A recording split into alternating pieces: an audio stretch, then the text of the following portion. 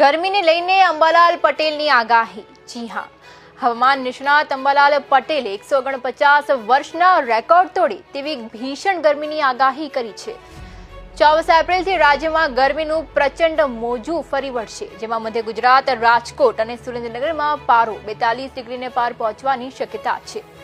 જોકે ગરમીની વચ્ચે જ 28 એપ્રિલથી પશ્ચિમી વિક્ષેપને કારણે કરા સાથે વરસાદની પણ આગાહી કરવામાં આવી છે। ત્યારે મે મહિનામાં ઈરાન તરફથી આવનારી કાળી આંધી કાચા મકાનોના છાપરા ઉડાડી શકે છે। વધુમાં 15 મે બાદ બંગાળની ખાડી અને અરબ સાગરમાં ભયાનક વાવાઝોડાના સંકેત મળ્યા છે। આ વાવાઝોડાની અસર હેઠળ ચોમાસું મોડું પડી શકે છે। તેમ છતાં જૂનના બીજા સપ્તાહમાં ગુજરાતમાં વિધિવત ચોમાસાના આગમન સાથે સારા વરસાદની આશા વ્યક્ત કરવામાં આવી છે।